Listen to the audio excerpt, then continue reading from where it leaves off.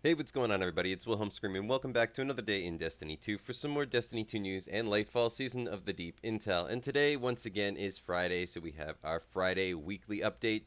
XUR has returned. No Trials of Osiris, sadly, this weekend because Iron Banner is here. But I will run you through all the information regarding those two things, as well as all the other farms and cheeses that you can use heading into the weekend if you haven't really had a chance to play that much this week. There's a few good ones, some of them available only today for solo players, some of them for the remainder of the weekend, or at least until the reset on Tuesday. Today, XUR can be found in the EDZ in the Winding Cove, up on the cliff.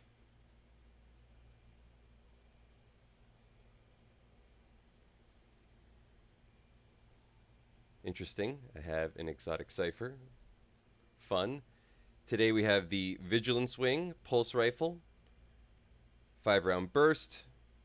Heals on ally death. Haven't used it in a while. Used to be really good in PvP. Might still be or will be again. Worth to pick up if you don't have it. We have the Frosties with a 66 roll for the Hunters. Very high roll.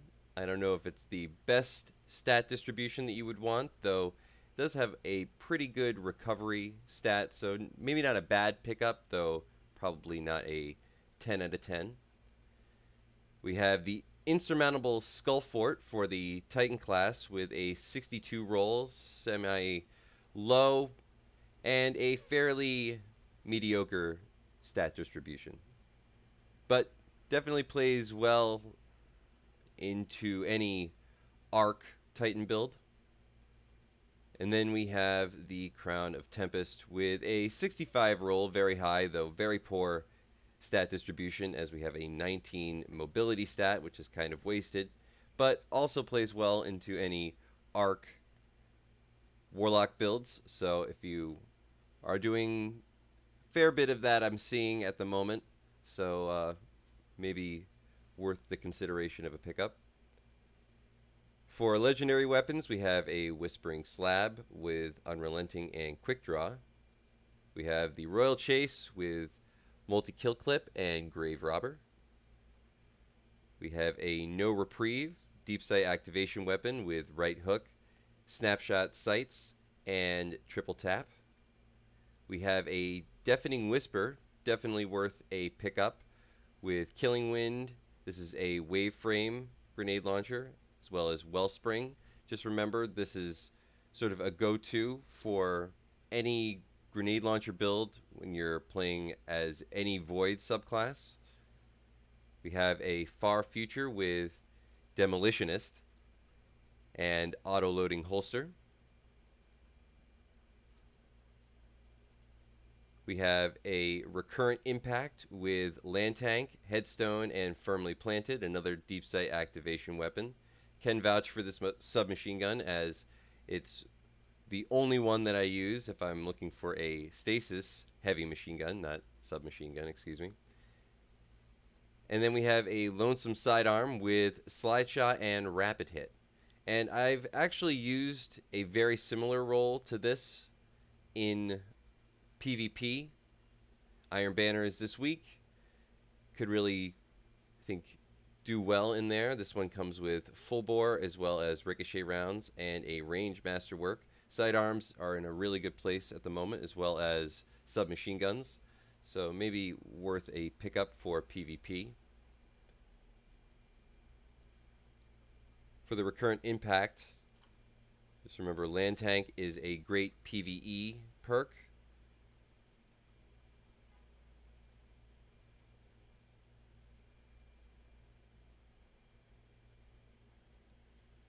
And on the Deafening Whisper, like I said, a Blast Radius Masterwork, the absolute best you could probably have for any wave frame.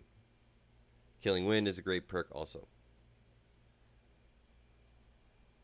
For the Legendary Armor, nothing too much of a standout for the Warlocks, though the Titans got a very good chest piece with a 66 roll, I believe. High stat distribution in recovery, discipline, and resilience. Everything you kind of want. So maybe go check that out. Hunters didn't have quite as bad a stuff as the Warlocks do here. I think there was even another Titan piece too, maybe the boots, that had a really good roll on them. So head over to XUR if you're on a Titan, for sure. We have a Hawkmoon with surplus, and we have a Dead Man's Tale with 4 times a charm. Unfortunately not Vorpal like last week. Hopefully everybody got Vorpal when it was available.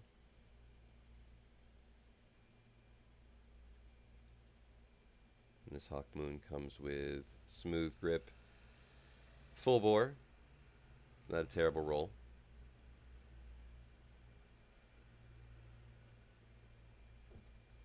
And that's going to be it for all the information regarding XUR today. Now we're going to head over to the tower really quick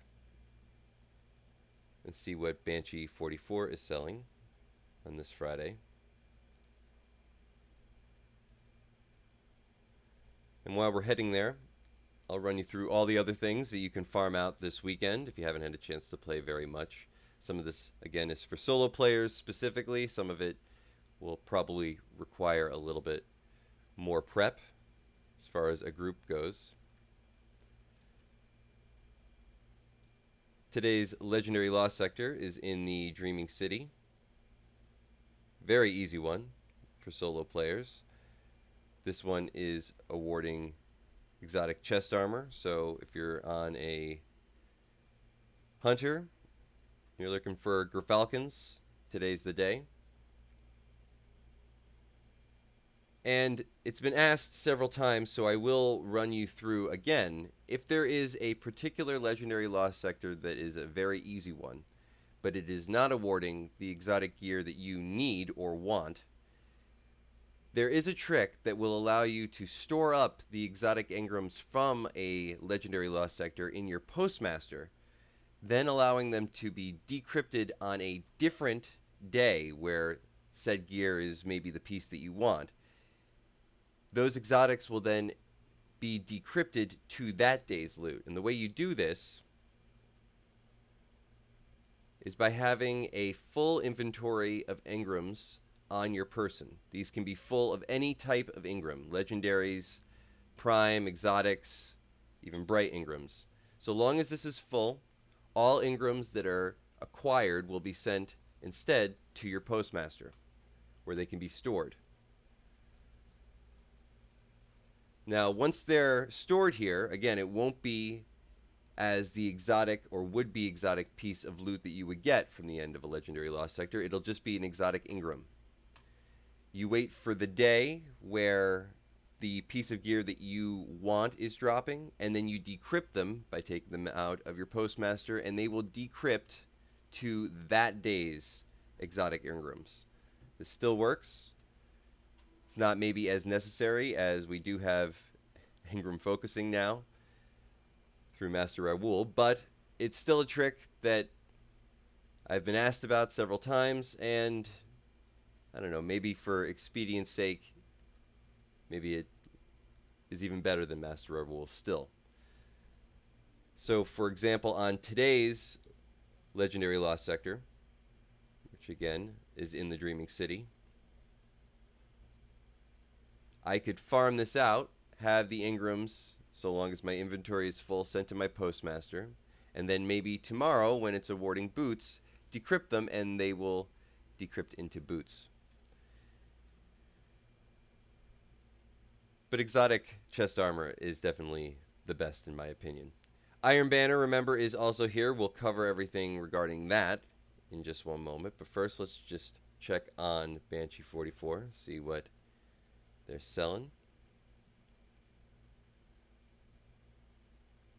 Lothbrok with dynamic sway reduction, kill clip, and hockey breach armaments. I'm going to try to say everything correctly, though I probably will say something wrong.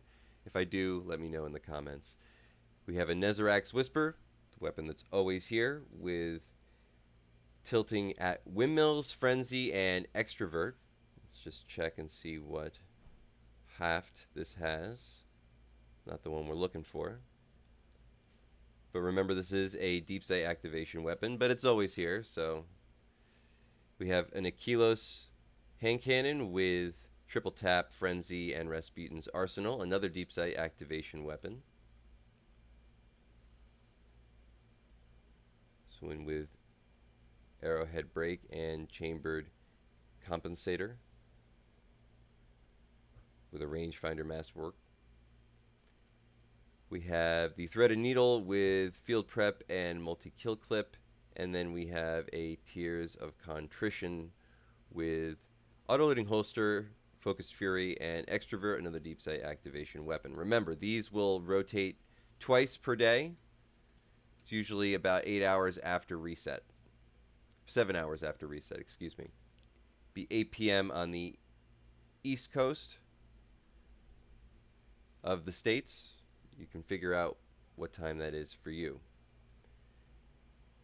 These weapons won't rotate until reset on Tuesday. This crate isn't too bad. Remember, these will be here until then, and then they will rotate. On to Iron Banner, which is the only other real major standout thing this weekend.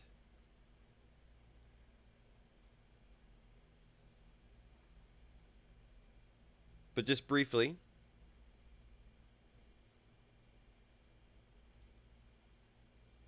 remember this week's Nightfall is the Corrupted, everyone's least favorite strike.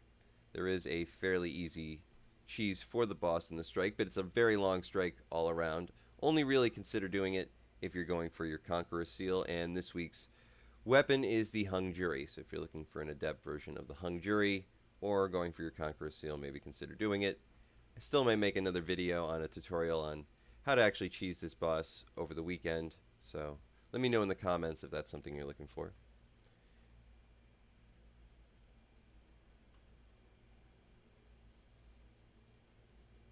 And also, and something I think has gone a little maybe under the radar, is if you do have a raid group, definitely consider doing the Garden of Salvation raid, as it is the only way to get divinity. And though I truly believed for a long time, almost at least 60% of the Destiny 2 community had divinity, it seems to be a sad fact that most people do not. And this is one of the most go-to weapons, especially if you're trying to get the new exotic, the Wicked Implement. It really helps with the final boss damage. So try to find a good Sherpa group. There's many different ways to actually find a way to get a good group together. But consider spending some time trying to do that and get into Garden of Salvation to try to get your hands on the divinity, as it's just so good and it'll help you even as a solo player, even if it's not something you want to do that often as far as raids go.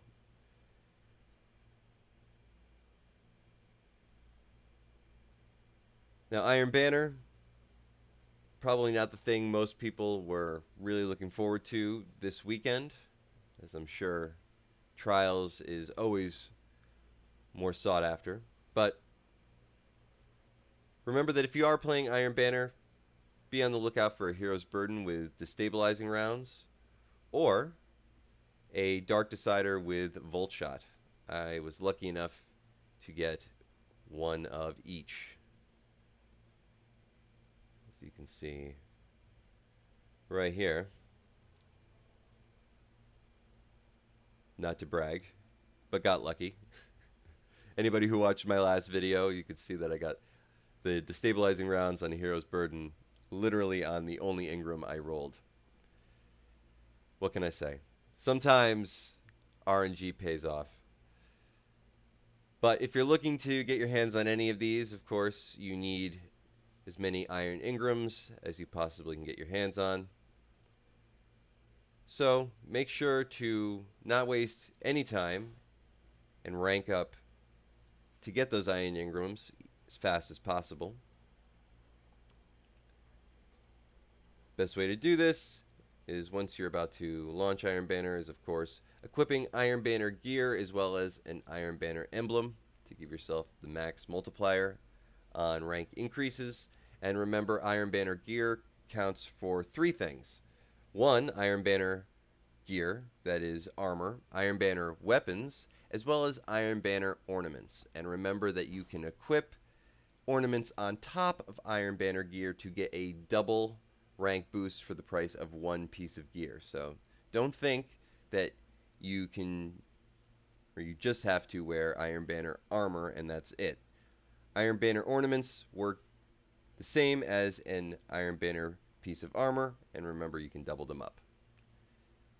Just want to reiterate that. It'll make the whole thing go quite a bit faster.